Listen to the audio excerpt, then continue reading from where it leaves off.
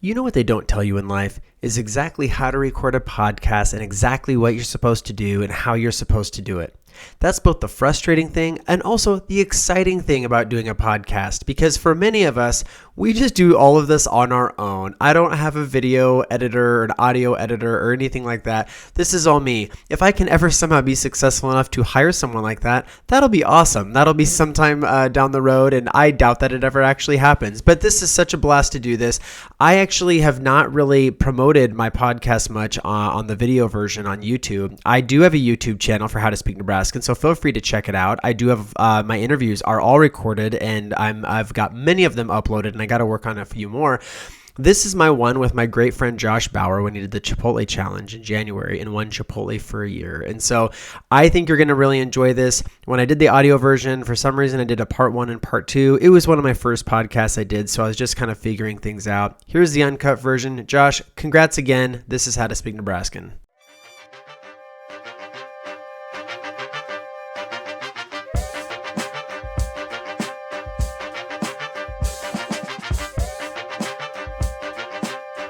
Okay, I don't even know where to begin on this next interview. One of my very best friends, who I grew up with in Kearney, did a challenge recently that absolutely blew my mind. He won free Chipotle for a year. Now, in case you're wondering what that means for a year, it's 52 meals that he gets, like, so once a week.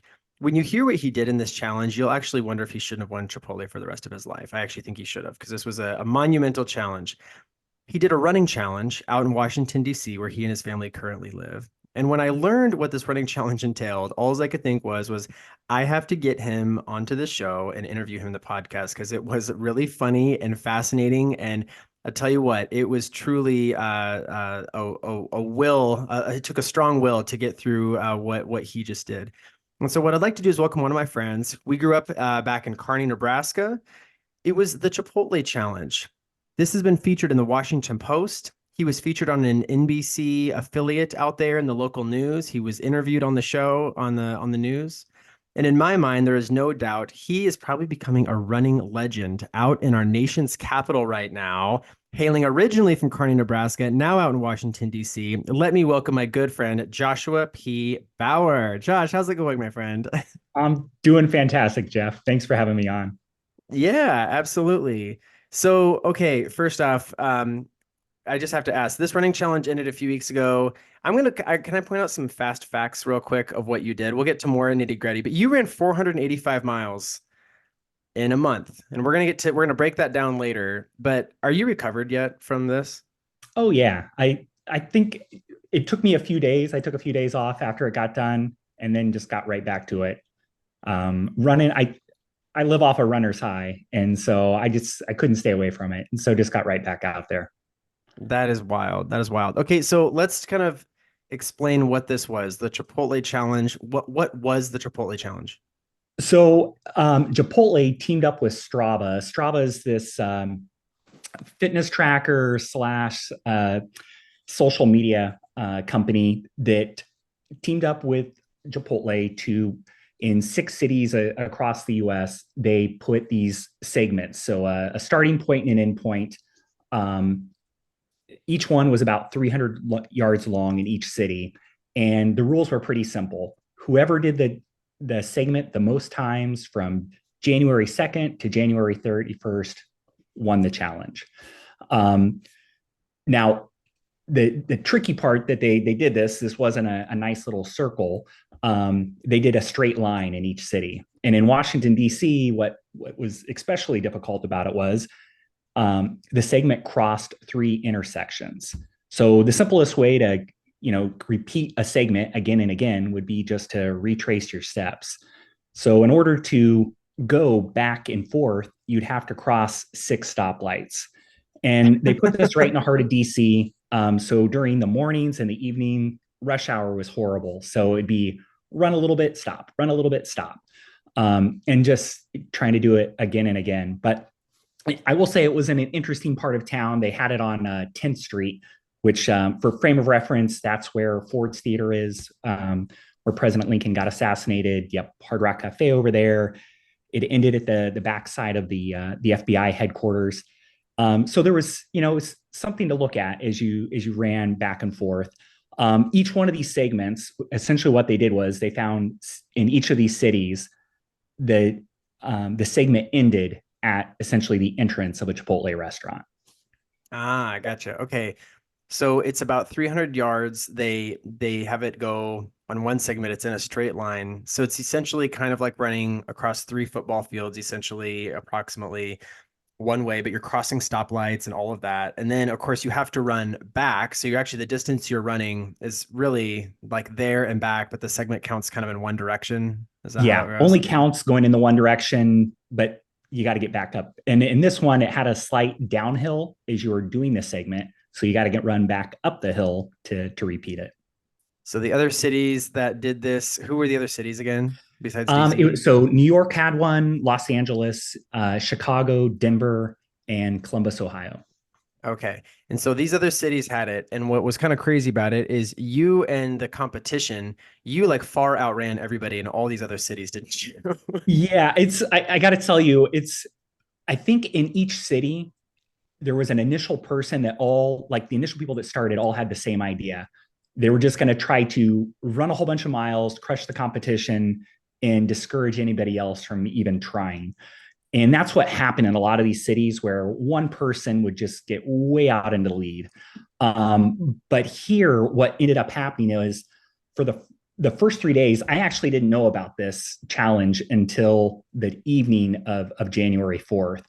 But the first 3 days, there was about 4 or 5 guys that all kind of had it in mind that they were going to do something similar and all kind of got out there and were putting in about 8 to 10 miles a day. And that's where, it was that competition of folks trying to keep up with one another. Our good friend Ryan Hatt is the one who actually sent me an article that he saw online promoting the challenge, and he's like, "Hey, there's one in your area," and he knows I'm a sucker for any freebie, and I'm active on Strava, so I, I couldn't resist it. Now, when I did look this up, I have to say this isn't close to my house. I live out in Haymarket, Virginia, which is about 40 miles straight west of where this 40 segment miles. was. Okay. Yeah, but it is only just a couple of miles from where I work. So Okay. Okay. it made it seem like it was doable. So I gave it a try the morning of January 5th. I went over there. Now I will say with any of these segments, if you're familiar with Strava, anybody can create one. But when you actually go to where the segment is, it's not like there's a sign that says this is the starting point and this is the end point. So there's Right. a little bit of like you're looking at a map online where it shows it, but it's a little bit of guessing to see what is an acceptable length of the run where it's going to be counted as a segment when you try it. So I know my first time around, I actually overshot it on both ends and wasted a few miles in the process. But I know some of the competition in looking at their runs. They similarly were kind of guessing and checking. Some people initially were trying to like square the block, but they ended up just running extra instead of just running the back and forth. Yeah, which Um, was more efficient to do that. yeah. So it was. So you said It's it a. started. Oh, I'm sorry. Go ahead. Oh, no. Go ahead. I was gonna say, so you started off here at the beginning. You said a lot of people were running 8 to 10 miles or so at the beginning, and maybe to try to get this big jump start, they would probably be enough ahead of people that later in the month, people probably won't have the motivation to try to catch up or gain on them. So, and you did not actually start off on this. You were not one of those early beginners on this, were you? You kind of caught it a few days into it. Is that right? Yeah. So by the time I started, I think I was about 34 miles off the pace of what the leader was at the time. But the thought process I had in my mind was, this is a whole month. I'm sure people are going to take days off here and there, maybe have other plans, go out of town for the weekend. So I thought if I could just stay within striking distance, I could try to, do a late push. But it wasn't until later on that I realized that some of these folks run every single day. And in fact, the guy that was in the lead until the very end was actually, I think, he had hit an anniversary mark during this where it was seventh anniversary of running every single day. Oh my Um, gosh. so I was like, I guess I need a different strategy for how we're going to tackle this. So what actually motivated you to start doing, so you said you were going to start it, but I mean, I just have to ask, you're married, got three kids, you've got a job. Do these other guys have families? Do they have full-time jobs? I mean, really, it just, So the other guys had jobs, but they all lived relatively close. They live within a couple of miles of this, so it's something they could go to after work or before work. Everybody had jobs, to my knowledge, but I think they were just within a lot closer proximity to the start and end point. But oh my you know, gosh. I like a challenge, and it seemed like one of those. I'm definitely not the fastest guy, but this didn't require speed, right? This was an endurance challenge. How far could you push yourself and just keep going? Um, and so that's kind of what I kept thinking in the back of my mind. I think I can do this. I think I can just keep pushing myself. Now, I will say, I average for the last couple of years, I average about 50 miles a week. So going into it, I was thinking, I'm probably going to have to try to up this a little bit to win it. In my mind, I think initially I was thinking this would be about 300 miles, would maybe win it. As things got a little bit more to the middle of the month, I remember sitting down and calculating if the leaders kept up at their current pace, what I thought it would take to win. And even then, I think I was thinking, oh, if I get around like 340 miles, that'll definitely be enough to do this. And boy, was I wrong.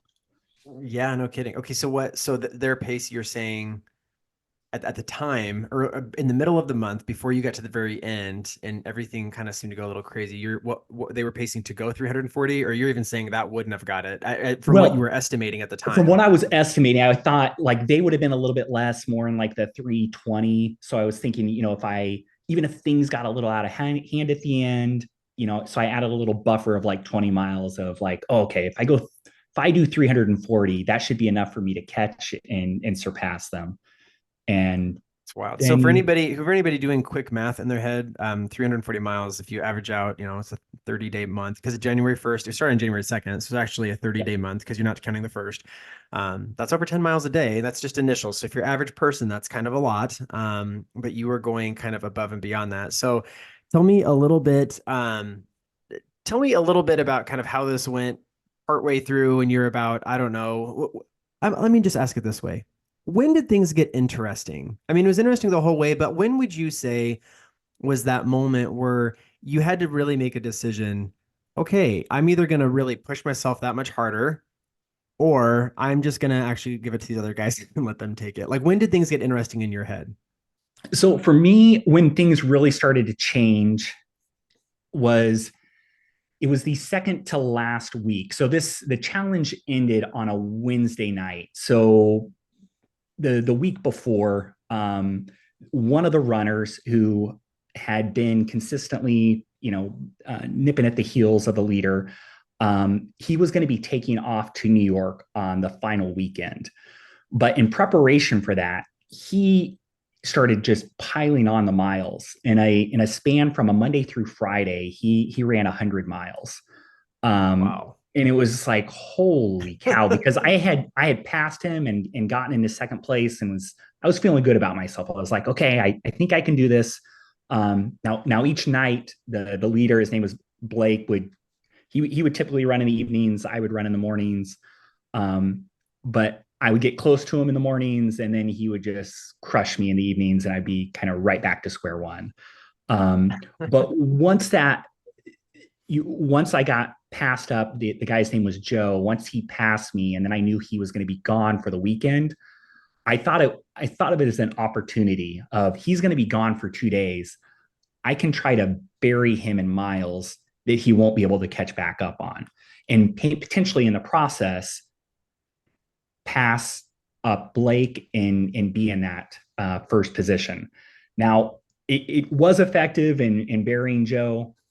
He's a great guy, and I felt a little guilty for doing that while he was out of town. Hey, he was out of town. He went 100 miles in a week to try to bury you, and and you live 40 miles away. It sounds like he didn't.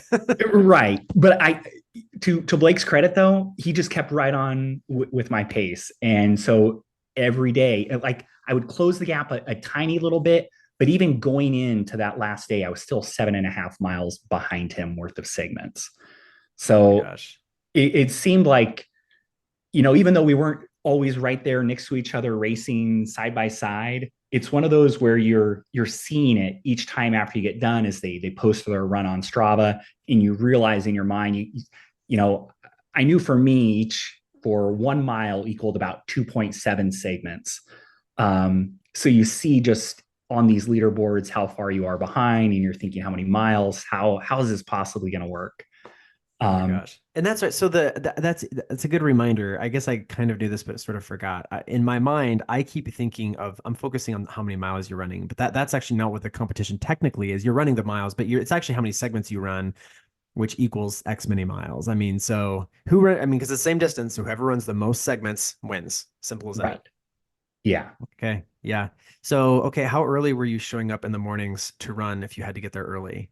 So for me, what I would try to do is get out there and start running around 5:30 in the morning was my typical routine. And I would run until about 7:15. You had the side street parking in DC is free until 7. And then I would just kind of keep an eye on my car and wait until I saw anybody that was actually checking to see if people had paid or not. And then I would hop on my car, drive over to work, use the shower there, and then go to work.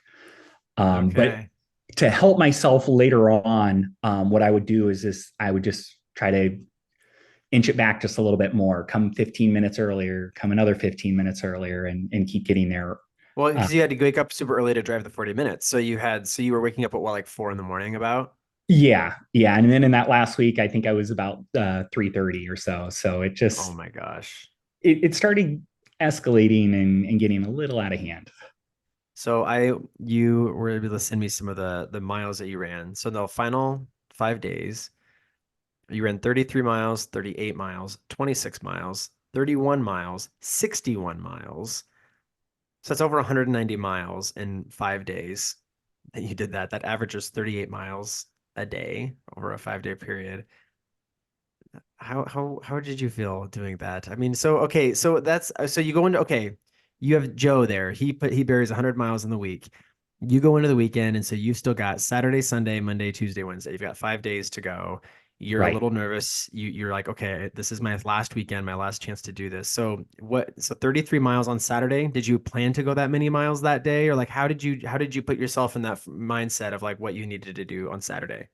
So what I thought I would do is go in the morning, try to do a long run, and then started doing 2 a days. Then take the day to rest, come back in the evening, and try to match or at least get somewhat close to what I had done earlier in the day, just to try to add on those miles and keep up with Blake or even try to pass him.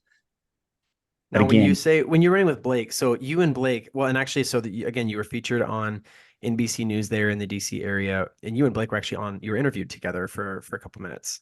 So right. you say you ran with Blake a lot. How was that running with the guy that you were competing with? Were you running side by side a lot, or were you more just kind of like waving at each other and kind of go on past each other? Yeah, so I would say we actually didn't. It was only on those last week where we really, when I started doing 2 a days, because surprisingly, it seemed like everybody kind of had their own schedule. I was the morning guy, Blake was the evening guy. Joe would typically be the guy that broke things up where you do, two shorter runs, but it pretty much equaled what we had been doing is one run. Um, but then once, even then we would occasionally see each other. I know when the Washington Post came, it would involve one of Joe's running clubs actually showed up, and he'd even reached out to Blake, and so everybody showed up that morning. That was one of the first times I really saw the competition. But Oh, at really? that That's what I was time, going I to ask. Were wasn't there a even in lot of runners striking out there? distance. Like, did you see a lot of people like out there running, or when you were out there, were you typically by yourself? For the most part, I was by myself. You would see I mean, DC has a large running community, so other people would run through there on their way over to the National Mall. And I think over time they started getting a sense of what is this crazy thing? This guy has been here, and I've run through Right. here every day, and he's doing the same running back and forth, running back and forth. Did they Um, finally ask you? Like, did you have to explain it to them? a couple people stopped and asked, and especially there's like the Hard Rock Cafe. There was a hostess there that would be hanging outside, and she's like, "What are you doing?" And so after a while, they got a good sense. I will say the funny thing is, I don't think anyone that worked at the Chipotle restaurant where the turnaround spot was had any idea what was going on. I know Oh, Blake really? there. Yeah, Blake ate there on one of the last days and mentioned something to them about the challenge, and they stared at him like he was from Mars. They had no idea uh, that this was going on. But Did you feel like surprisingly, isn't that a little disappointing? You're just kind of like, listen, I'm doing this for Chipotle. You should all know that I'm doing this. You should be out here cheering me on because it's yeah. And I wondered too on the last night, is Chipotle going to do something? No, they didn't, but it was okay. The interesting thing that happened, especially there towards the end, is other people who had been following along on Strava, especially in the DC community, they would show up and they would run, a few miles with you. oh, It cool. lets you know that they had Kind of like been Forrest Gump a little bit. a little bit, yeah. That's exactly right. Yeah, some guy would be like, "Man, I've been following this along all month, and just wanted to say I came out here and ran with you guys for a little bit. You mind?" I'm just like, "Absolutely, please do." That is straight up. That is exactly like Forrest Gump. Like that is for But I sure. will tell you though, those last 5 days, I mean, I was amazed that, like in my mind, like looking back at it, I don't think it's something that I could plan ahead and be like, oh, no problem. I feel like I'll have fresh legs to be able to do that again and again. But I was surprised like how my body was able to just rebound, and maybe running that first mile would be a little painful and you have your aches and pains, but once you get through that and the adrenaline starts flowing, you just are able to keep on Well, going. And and it seems like maybe what helped is you were not focusing on miles, you're focusing on segments, right? Did that maybe help? Is you're counting the number in your head and how many times you've ran a segment today, which maybe helps? I don't know. it does. And I will tell you, there was only one time, because I mean, it's for me, most of the time I would miscount, right? Or lose my count in wherever, what number I was at. Right. But it was one of the weekends. The first one, I did like a big run. I did like a marathon. I did 26 miles in one run, and I counted what the number of segments was, and then I stopped and load it, and I was actually spot on. And at the time, I was like, I don't know if that's a good thing or a bad thing that I knew Right. exactly how many I counted over that period of time. Yeah. Oh my gosh. So, because on that Saturday, so 5 days, again, 5 days out on that Saturday, 33 miles. Sunday, you got up and then you ended up running 38 miles that day. So, of course, split up into right morning, take a break, come back in the late afternoon, evening. Yep. Same sort of thing. And doing those, splitting them up. That last Sunday, I brought my son out there with me, and he ran a little bit with me, and then he decided he was going to go hang out in the Hard Rock Cafe and get a milkshake. And then he came back afterwards and ran a little bit more with me. So that was fun to share that with him. And my daughter had come out. One of my daughters had been out there on one of the earlier weekends too. Well, and that's what I was gonna. Okay, that's what that was going to be one of my other questions. So here at the end, when you were doing a lot and you would have been pretty exhausted, I was going to ask just a little bit about going to work and then also with your family. Because so on that Monday, from the going to work standpoint, you ran 26. You over the weekend you did 33 miles, 38 miles. Then on Monday you did 26 miles on Monday. Right. So I yeah, mean, on Monday, basically what I did was I came in, essentially did a half marathon in the morning, and then came back after work and did another half marathon. Um, that's it, wild. And then Tuesday you did 31 miles. You upped it 5 additional miles beyond a marathon in one day. How were you? and How okay? again, How it's because I felt like whatever I would do, those like on that Monday, I can't remember what Blake's total was, but it was more than 26 miles. So it's just like, gotcha. oh man, I'm still not there. Right, right. That's wild. I do have to just ask, how did you feel functioning at work? Were you a little sleepy? What did you do? Just drink tons and tons of water all day to stay hydrated? What did Yeah, you I did drink a lot. The one thing that was crazy to me was just how hungry I was. It was like I couldn't eat enough food. do? I bet. What was your go-to stuff? Bagels. I mean, my office is right by like two different bagel shops, and I sampled most of their bagels there over those last couple of weeks. They were delicious. I But I do bet. have Some to say heavy too, carbs. yeah, tons of carbs. It was, but my boss was super supportive of it. He knew what was going on, and would give me advice as well. He's active on Strava as a cyclist. So I really was appreciative of that, especially like the last day. He showed up at 6 in the morning with orange slices and a bunch of Oh, energy gels really? and stuff, and it was great. Then came out back out that night and ran several miles with me too. So it was fantastic. That's awesome. Okay, so going into the last day there, you ran on the last day, January 31st, you ran 61 miles and you had already run like over like 130 miles in the last 4 days prior to that. 61 miles on the last day. So okay, Blake is there. He keeps getting ahead of you, behind you, and all of this. So what was your mentality going to the last day? How are you gonna put this thing away? So I was getting some strategy from our friend Ryan Hatt, and he'd Yep. been telling me for a while. He's like, you gotta hide your runs. They see what you're doing, and then they're just matching it in the evening.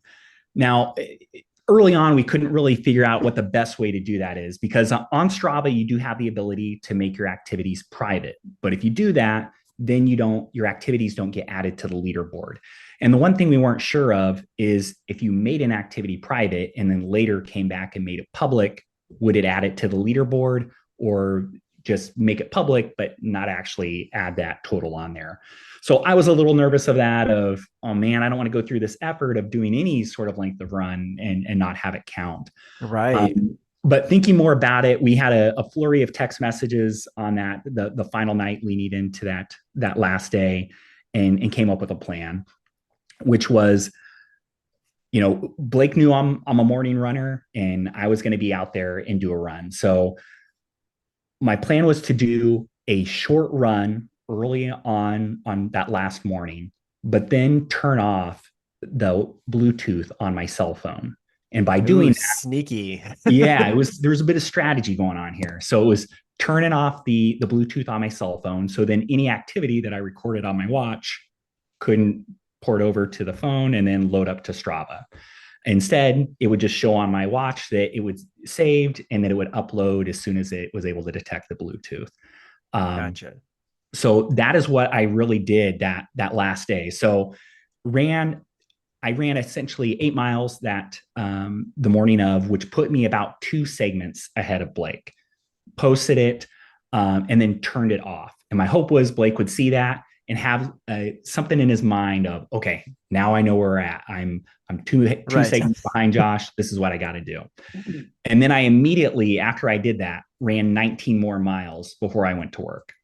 Oh my gosh. 19 more miles before you went to work. Yeah, Okay. and I will say I did go to work a little bit late that day.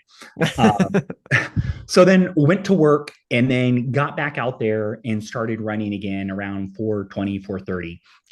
And Blake didn't actually show up until because he's like an aerospace engineer, and so he has a busy job. But he showed up about 5:15, 5:30, asked me when I had got there and started running. And I was truthful. I told him when I had started running in the afternoon. And so then he kind of had an idea of what I had how many miles I had ran in the last hour. And Gotcha. I think at least what I thought was he probably had something in his mind of, okay, I knew Josh was ahead of me by two segments, plus he just ran, whatever he did over the last hour. I just need to beat that through the course of this evening.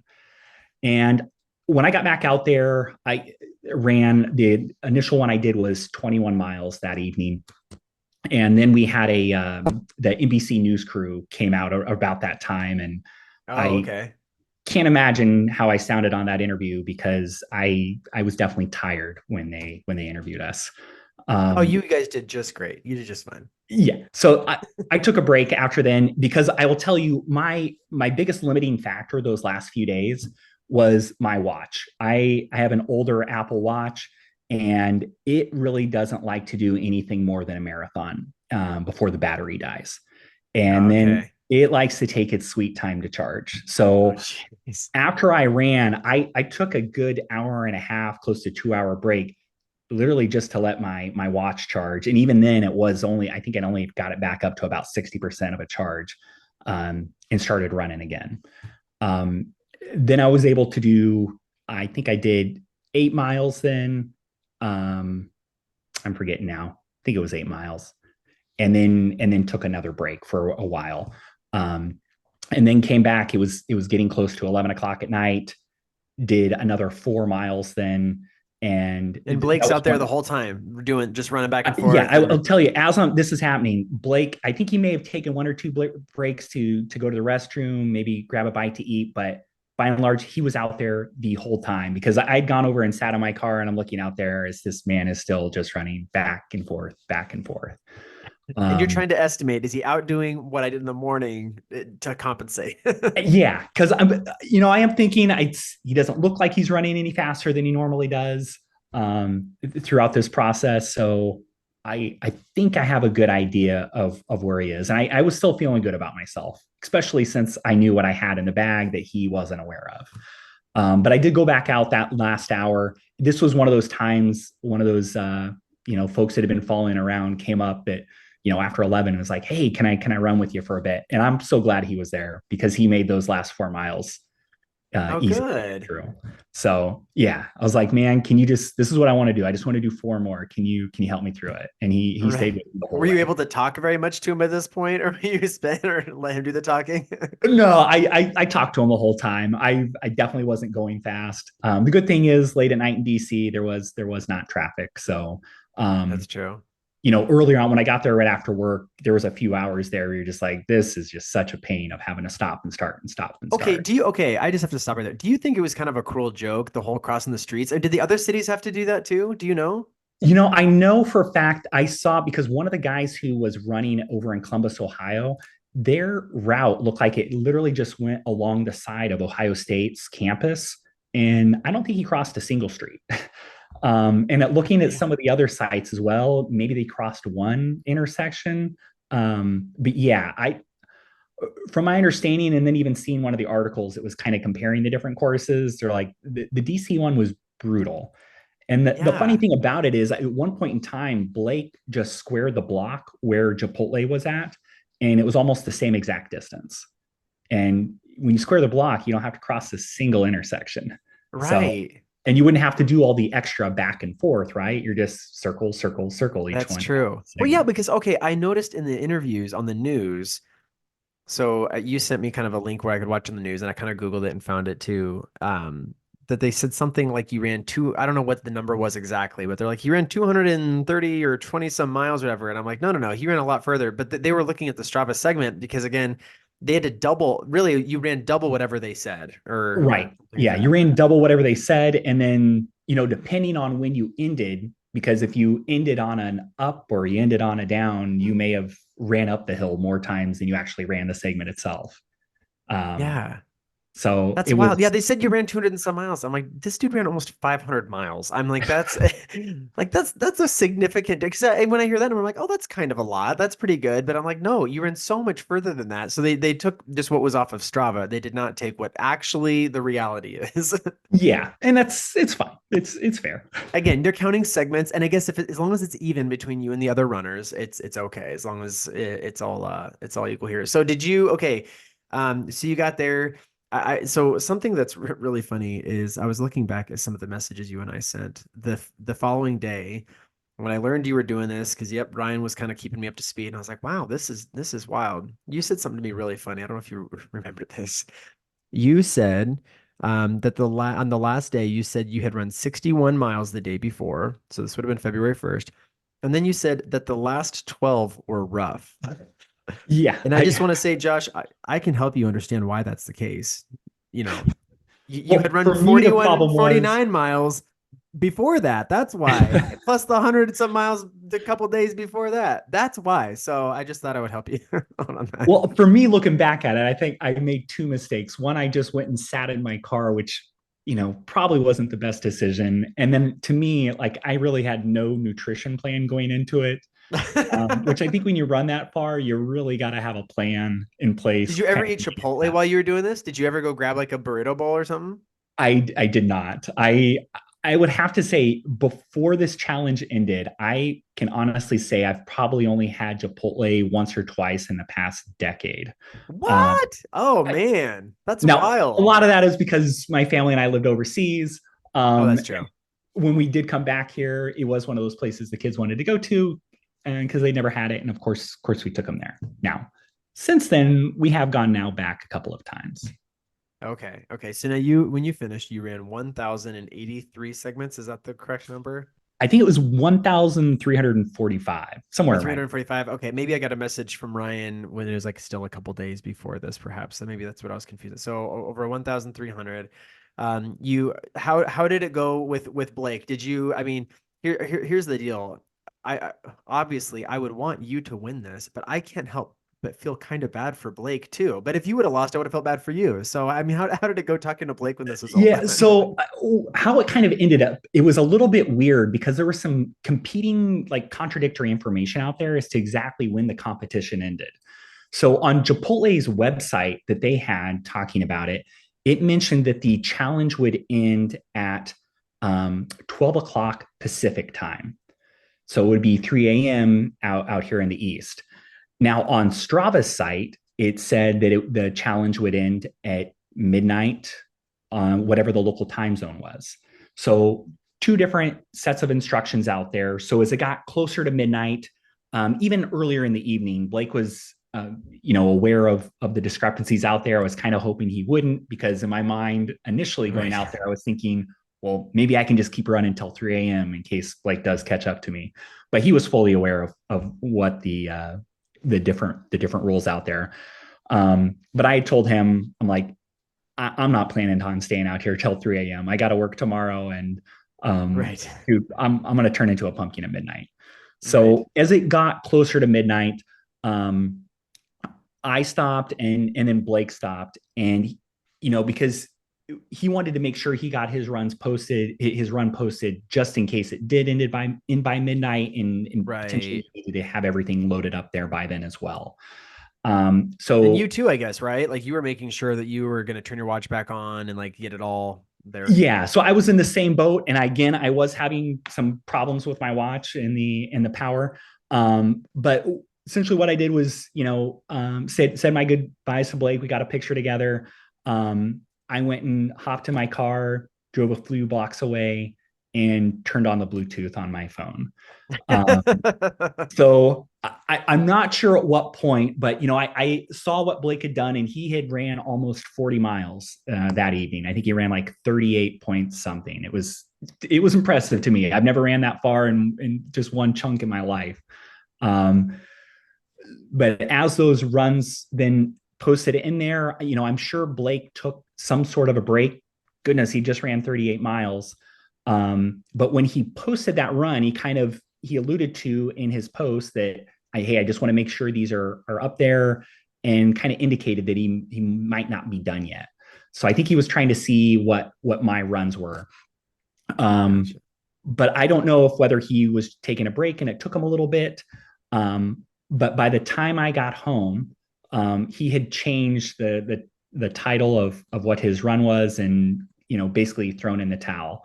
Now, what I like to think happened was he had that like aha moment at a certain point in time of, even if I ran to 3 o'clock at my current pace that I've been running, I don't actually have enough time to catch Josh. At Right. least I don't know if that actually happened that way, but that's how I like to think it played out. That's true. Cause I guess that's a good point. Cause you were talking to him some that night and all these things, but really like, after that, I mean, you haven't seen him since then, right? You haven't talked to him or anything. No, yeah, we still follow each other on Strava.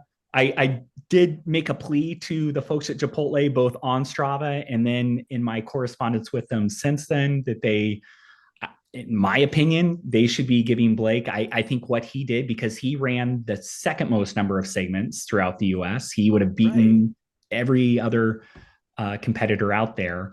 But I had asked, I was like, come on, that's definitely worth a year worth of Chipotle for the effort that he put in there. So Yeah. Chipotle has been responsive to me, but they have not actually addressed that question or request that I have had. So I'll ask them one more time. But I I hope they guess you do need to maybe something reach out to maybe for him. message Blake and Strava and be like, did they ever do this or kind of see Well, his the one status? indication I have that they haven't done anything is, for if you go to Chipotle now has a Strava account. They haven't posted any runs on there or anything, but they only follow the people that actually had won the challenge. So he Gotcha. hasn't they haven't added him in there. And I will say there was one thing interesting that happened to me at one of these other sites. It was out in California. So in Los Angeles, one person got way out there to begin with, got like 300 and some segments, and then stopped around mid month. And what ended up happening was he made a pact with four other runners that they would tie, because they read in the rules that if there is a tie, in the event of a tie, everybody will receive a prize. Now, Blake and I had actually read the same rules, and the way we interpreted them was, well, it says prize. It doesn't say you win a Right. year You of might win Chipotle. like one free burrito. Yeah. So one of these people apparently reached out directly to the folks at Chipotle and said, "Hey, what's the prize?"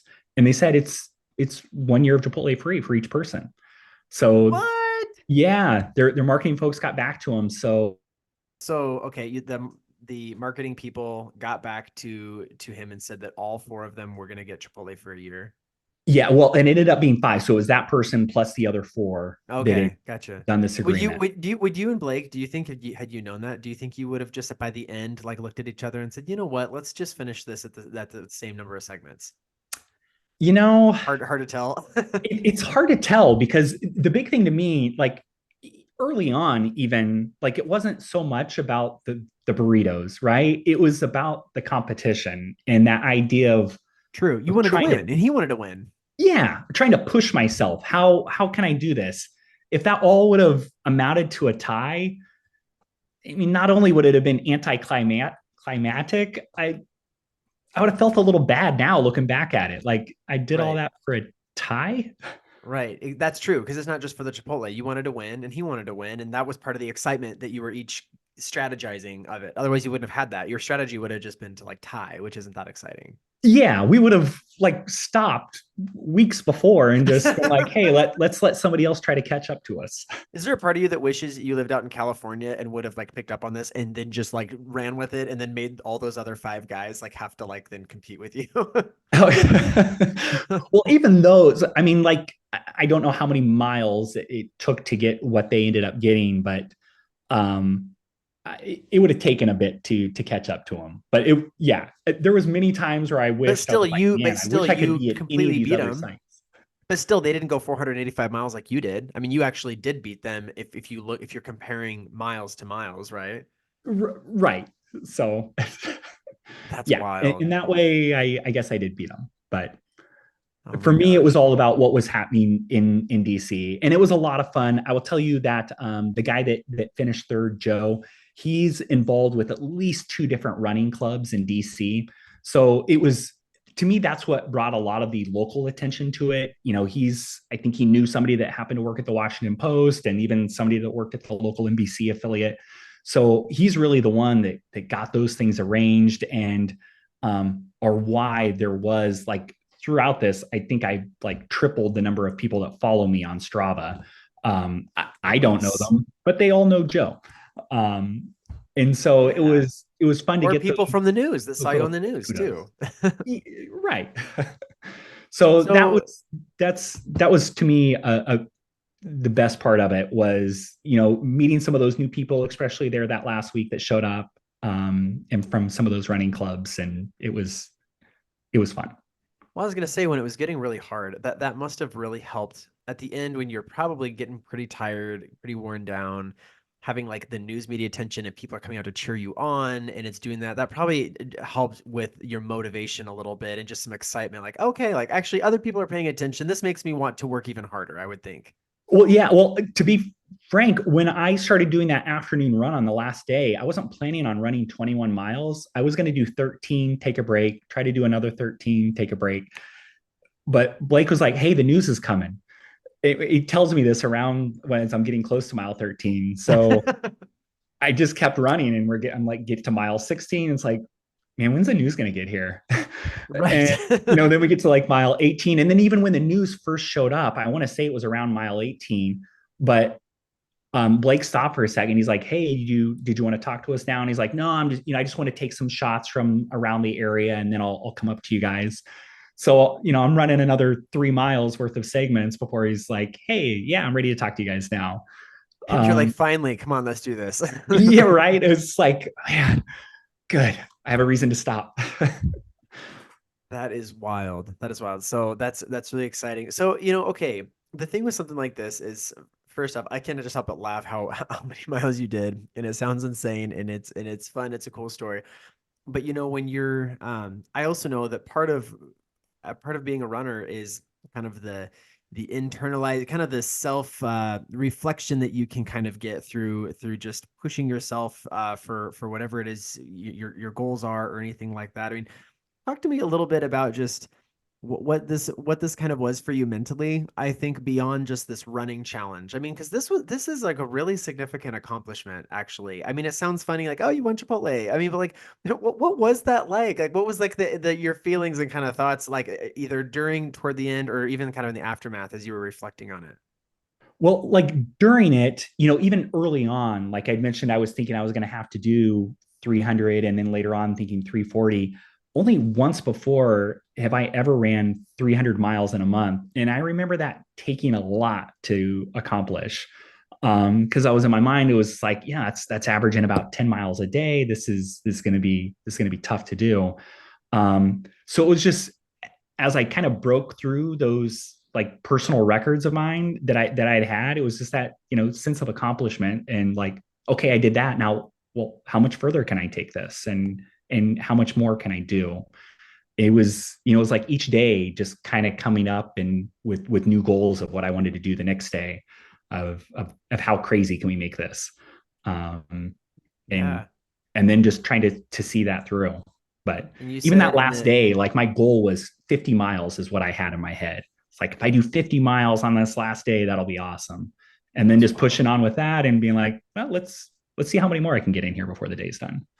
Let's see when NBC gets here, and then I can finally do my interview and go home because get your watch Yeah, charged, but all of these it was things. great. There was, I mean, that's some interesting things there. One other kind of tourist site, if you were, that's on that same segment is it's St. Patrick's Church. It's the oldest church in DC. I think it actually even predates the district. It's from like 1794. But that last Sunday when I was out there running, it was funny. The priest came out early in the morning to walk his dog before there was any services at all, and he saw me and said hi and went back inside. And then he proceeded to have you know multiple sermons and services, and he would see me at the end as he's greeting people as they're Oh, leaving. really? And on one of the last ones, he gives me like a blessing. And in my mind, I Oh, was thinking, was he trying to give me strength, or was that like pity for feeling bad for me just out there as this crazy guy running back and forth and back and forth? right, exactly. Well, hey, you know what? Take anything you can get at that point, right? So, Honestly, that's kind of where my mind was. right. So it was good. You told me you sent me a thing afterwards. You said there was a quote that went through your head a bit while you were doing this. Without competition, we wouldn't be able to test ourselves. Where did you get that quote? So that is it's from the wrestler Dave Schultz. He was an Olympic wrestler back in the 80s, and to me, one of the great American wrestlers. And for me, I getting into running for me really started from wrestling. I really started running to lose weight and keep my weight in a manageable place for wrestling. And Oh, then I kind of got, remember. I remember, Josh. oh, I'm Because sure you did. for anybody listening, we ran cross country together, and running was like my identity. Wrestling was yours. But then when you started running, eventually you started beating me. So yeah, I know. But hey, I'm happy But for yeah, you. so yeah, to me though, that kind of hit home as this was going on, and especially even like as those thoughts of a tie would come into my head as I'm running along out there. Of like, no, this is a competition. This is what this is all about. Trying to push myself, and see how far I could stretch it each day and go a little bit further. Yeah. So then you said what did you do to recover in the aftermath? What was that like in the last few days afterwards? Was it It brutal? Were you wasn't. really sore? I have to say, it wasn't like I have been worse off after running a marathon. Where it's just like the next day you feel like you can barely get out of bed, and then you take those first steps, and you're like, oh man, I, I wasn't that bad. Once I got going, I still have those aches and pains. I felt okay, and that's why, like, I took the next 2 days off, but then on the third day, I was like, I'm gonna go for a run and see how I feel, and I felt okay. Well, it But probably I almost would have been like you've run so much. If you totally just stopped, that probably would have been harder on your body if you stopped for too long. You kind of need to keep your body doing what it's been doing, maybe. I don't know. yeah, and I tell you, going into it, this I wasn't 100% healthy to begin with. So for me, a lot of it was even afterwards. It's like, well, I want to keep doing this and see how long. I actually do have a surgery scheduled here for next month that has nothing to do with the Chipotle challenge at all. But I know I won't be able to run for a few months afterwards. So I want to just kind of keep putting in the miles before I have to figure out some other form of exercise for a few months. Nice. Well, hey man, this was really cool. Congratulations on winning this. That is so cool. You've already eaten Chipotle quite a few times, you said? Well, so the kind of the cool thing about this, and actually what I was thinking, if I did win, that I'd like to do is not for myself to eat Chipotle 52 times. That would be way too much for me. But was to take my family. I have a family of five, and in my head, I was like, we can go there to Chipotle 10 times this next year, and then I'll even have two extra. So it has worked like a charm. Essentially, what Chipotle did was they have an app that you create an account on, and they just put 52 meals, these little scan codes into my account. So we go to Chipotle, each one of us orders, they scan it. Now they ring us up separately, but then they'll just scan each one at a time, and the total is zero. And it's pretty awesome. Yeah. I Yeah, so like we've gone there twice, and it's been great. That's fun. What a good memory. Well, hey, congratulations on the accomplishment. It is wild what you did. You and I can stay on for a little bit after this and everything, but that's exciting. Just can't even believe that you just did that. But that's you. Like I said, I think you're a running legend in Washington D.C. now. That's why you got so many followers on Strava now. No, I don't think I'm a running legend, but I do have to say one shout out to your show though, because there was one particular morning where you helped me get through that morning because I listened to two of your podcasts, Oh, and good, it's what kept me going. But so they were good. fantastic, and I wish you all the best with the show. Good. Well, thank you. Well, I'm glad that you enjoyed it, and I'm glad that you were here today. It was so much fun. So, thanks for joining me, buddy. You bet. Take care, Jeff.